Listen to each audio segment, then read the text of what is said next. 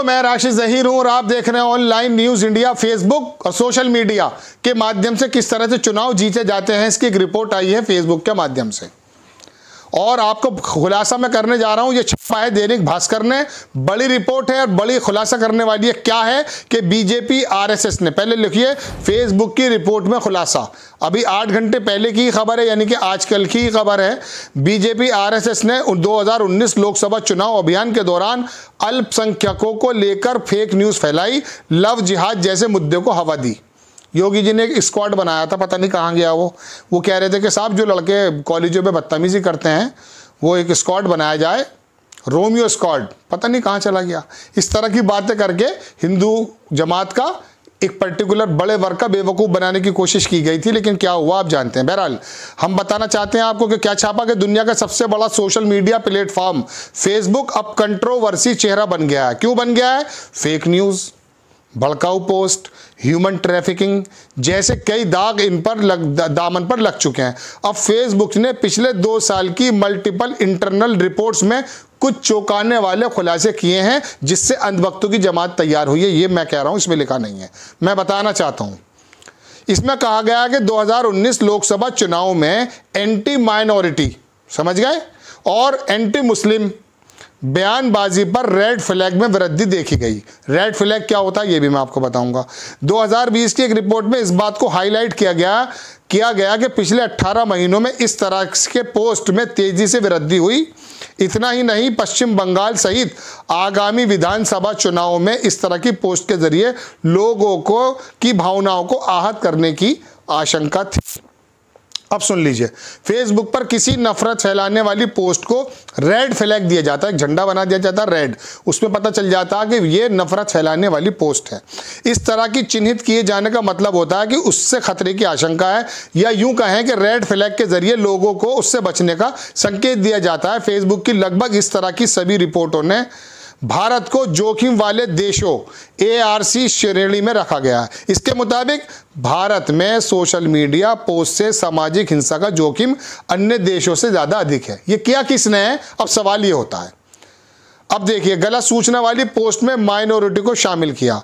United state securities and exchange commission CEC को बताए गए डॉक्यूमेंट्स में ऐसी कई बातों का जिक्र किया गया है कि ये डॉक्यूमेंट्स फेसबुक के पूर्व कर्मचारी और विसल ब्लोवर फ्रांसिस होगन के कानूनी सलाहकार द्वारा संशोधित रूप में अमेरिकी कांग्रेस को प्रदान किए गए हैं। ठीक, इसमें कहा गया कि हेट स्पीच, भड़काने वाली ज्यादातर पोस्ट की थीम हिंसा के खतरों को बढ़ाने के आसपास केंद्रित थी। इसमें माइनॉरिटी ग्रुप को कोविड से जुड़ी गलत सूचनाओं में शामिल किया गया। वहीं सांप्रदायिक हिंसा में मुसलमानों के शामिल होने की झूठी रिपोर्ट शामिल की गई है। समझ गए?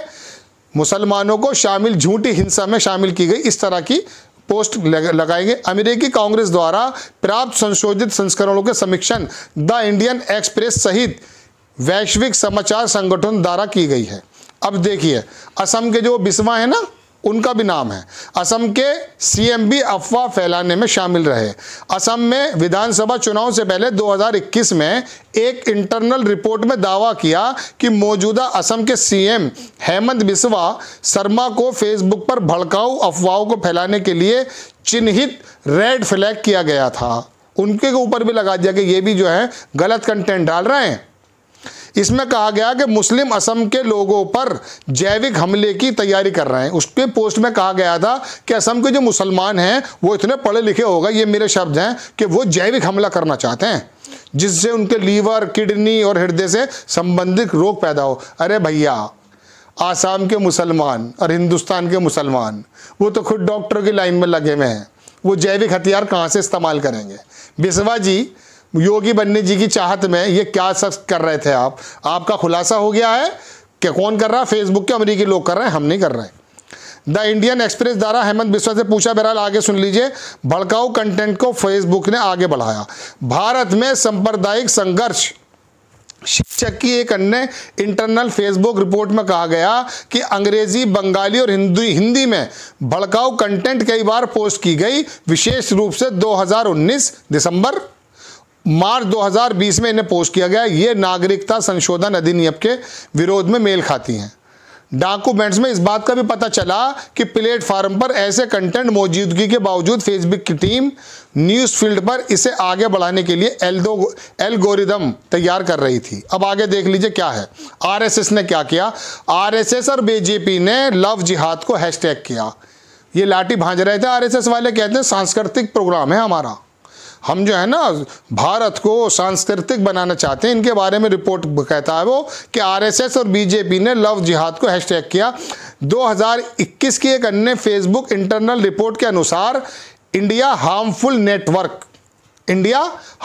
नेटवर्क टाइटल से तृणमूल कांग्रेस से संबंध होने का दावा करने वाले ग्रुप ने ऐसा कंटेंट पोस्ट किया जो भड़काऊ था। दूसरी तरफ इसी इंटरनल रिपोर्ट के मुताबिक आरएसएस और भाजपा, इसमें टीएमसी वो भी है, आरएसएस और भाजपा से जुड़े ग्रुप के पोस्ट में लव जिहाद को हैशटैग किया गया। पब्लिकली दिखाई देने वाले इस्लामोफोबिक कंटेंट के साथ बड़ी मात्रा में हैशटैग को जोड़ा गया। जब इस बारे में बीजेपी, आरएसएस और टीएमसी को सवाल भेजे गए तो किसी ने जवाब नहीं दिया।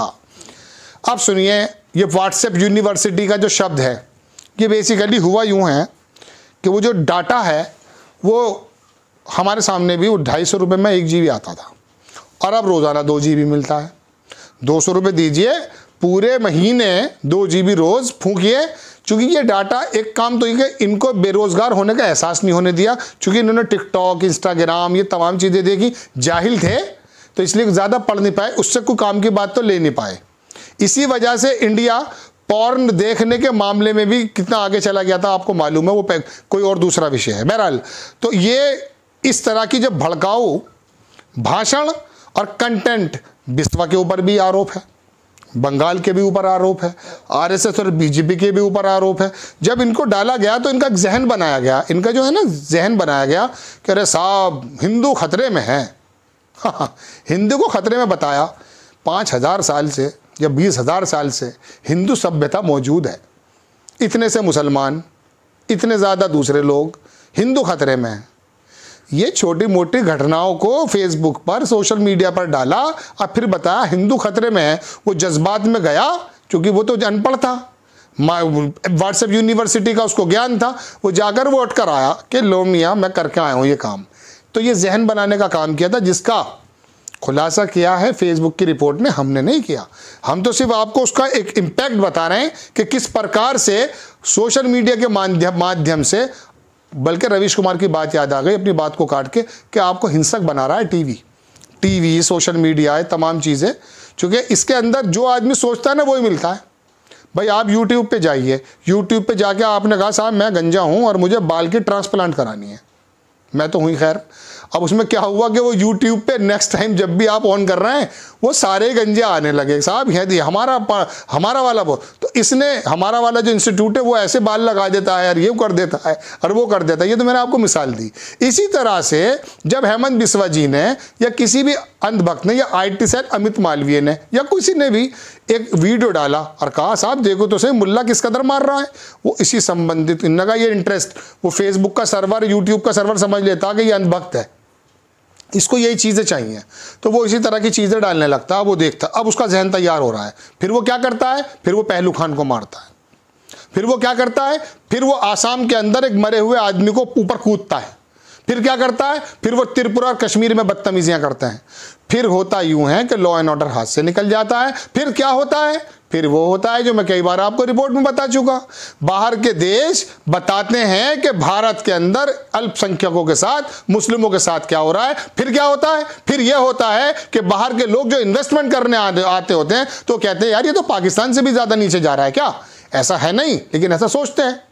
तो कहने का मतलब यह है कि यह इम्पैक्ट बनता है एक इंसान को जानवर बनाने में। इस टीवी का, इस सोशल मीडिया के अंदर डले हुए गलत कंटेंट का क्या हाल होता है, वो ये पता चलता है कि वो होता तो PhD है, लेकिन उसके हाथ में जो टूल है ना 24 घंटे, वो उसके अंदर एक जानवर पैदा कर देता है, उसको कट्टर बना देता है। ये सभी वर्गों में होता है, खाली एक वर्ग की बात नहीं कर रहा हूं मैं। तो क्या, लेकिन फिलहाल जो रिजल्ट निकल के आ रहा है वो ये निकल के आ रहा है। तो आपको खबर देनी थी कि फेसबुक ने खुलासा किया कि किस तरह से RSS, BJP और बाकी लोगों ने भी इस्तेमाल किया फेसबुक पर गलत चीज़ें डाल करके आपको और मुझे गुमराह करने का और किस तरह से जानवर बनने की कोशिश की गई है, ये आपको मालूम है।